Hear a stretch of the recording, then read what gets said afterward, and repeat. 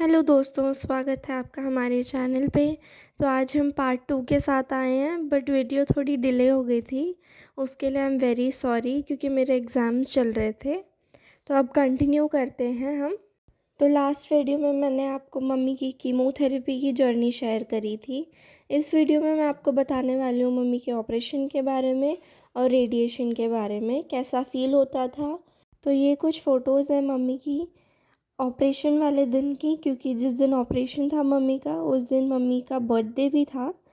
तो वो सेलिब्रेट करने के लिए मैंने रात को 12 बजे मम्मी को उठाया और फिर बाद में मैंने केक कट करवाया था। और मम्मी का ऑपरेशन 25 जून 2022 में हुआ था, जो कि मम्मी के बर्थडे वाले दिन ही था।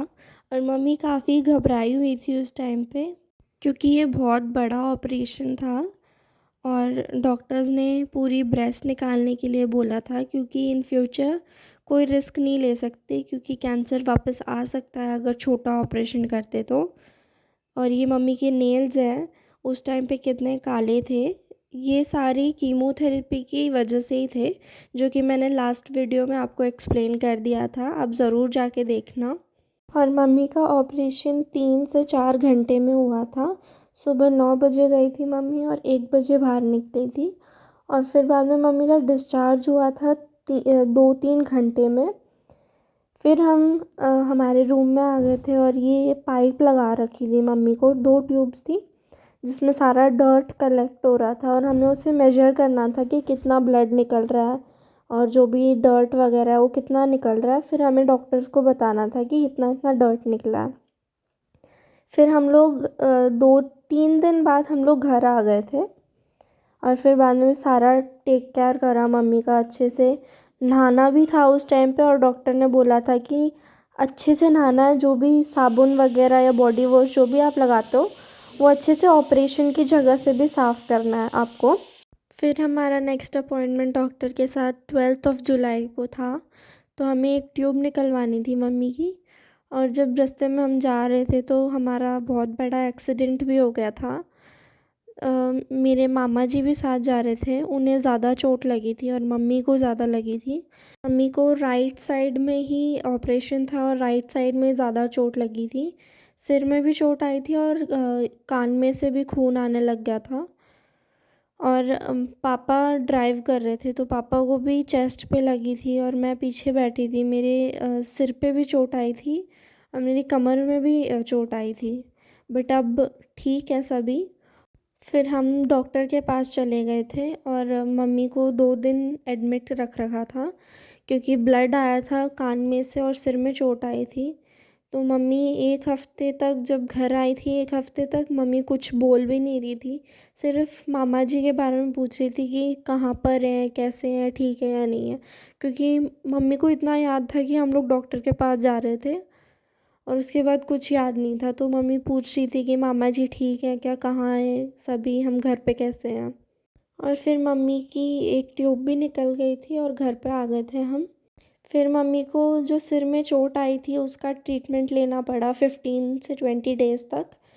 फिर अगस्त के मंथ में मम्मी को रेडिएशन का ट्रीटमेंट शुरू हुआ था, जो कि मम्मी को 35 रेडिएशंस लगी थी। 25 तो ब्रेस्ट वाली एरिया में लगी थी और 10 मम्मी को लोअर बैक में लगी थी, क्योंकि उधर भी थोड़ा सा प्रॉब्लम था।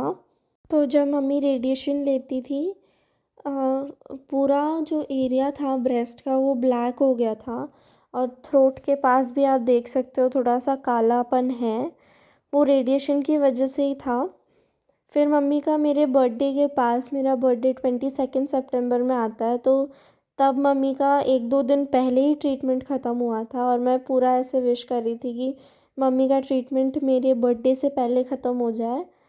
फिर हम अक्टूबर 3 को डॉक्टर के पास गए थे। डॉक्टर ने बोला आप पेट सीटी करवा लो एक बार, ताकि हम पूरी बॉडी को एक बार चेक कर सकें। फिर डॉक्टर ने रिपोर्ट्स चेक करके हमें बताया कि अब मम्मी बिल्कुल कैंसर फ्री हो चुकी हैं और आपने बहुत अच्छे से ट्रीटमेंट लिया है और आप बहुत कॉन्फिडेंट हो कि मैं ठीक हो सकती हूँ और आप ठीक हो गए हो। फिर मम्मी ये सुनने के बाद बहुत खुश हो गई थी।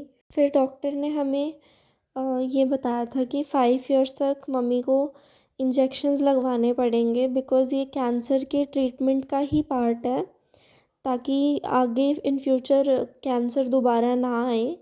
तो मम्मी को 3 मंथ्स में इंजेक्शंस लगवाने पड़ते हैं। एक 6 मंथ में लगवाना पड़ता है और एक 3 मंथ्स में लगवाना पड़ता है। तो 5 इयर्स तक वो इंजेक्शंस लेने पड़ेंगे मम्मी को, वो बहुत ज़रूरी है, वो ट्रीटमेंट का ही पार्ट है। तो अब मम्मी को 1 साल होने जा रहा है वो इंजेक्शंस लगवाते हुए, और अब मम्मी बिल्कुल ठीक है और बहुत हेल्दी भी हैं भगवान की दया से, और मम्मी को कोई पेन नहीं होता। अब मम्मी बिल्कुल ठीक है और मम्मी को 2 इयर्स हो गए हैं कैंसर फ्री, क्योंकि 2021 में पता चला था और अब 2023 एंड हो चुका है। फिर हमने सेलिब्रेट भी करा था कि मम्मी अब कैंसर फ्री हैं, हमारी फैमिली के साथ सेलिब्रेट करा था बहुत अच्छे से।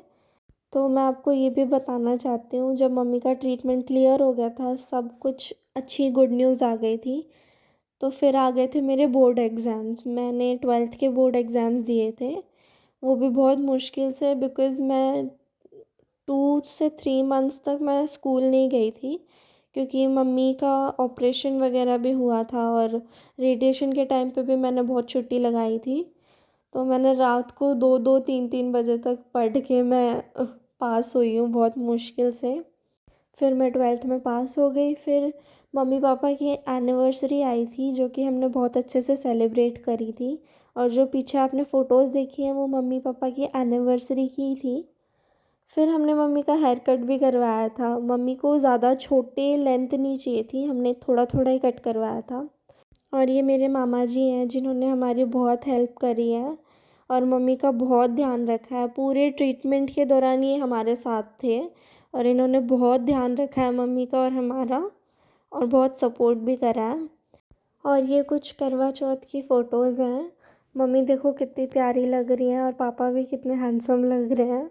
और गाइज़, आप लोग सब ऐसे ही सपोर्ट करते रहना, मम्मी और भी अच्छी अच्छी वीडियोज़ लाएंगी और रेसिपीज़ लाएंगी आपके लिए। और बस यही रीज़न था कि मम्मी ने 1 ईयर तक पोस्ट क्यों नहीं करा था। और मैं आप सबको ये भी बताना चाहती हूँ, अगर आपकी फैमिली या फ्रेंड्स में किसी को भी कैंसर है तो उन्हें ज़रूर सपोर्ट करना और उन्हें हौसला देना कि आप ठीक हो सकते हो। ठीक है गाइज़, मिलते हैं आपसे अगली वीडियो में और भी अच्छी अच्छी रेसिपीज़ लाएंगे। Till then bye bye, take care and stay healthy. Bye.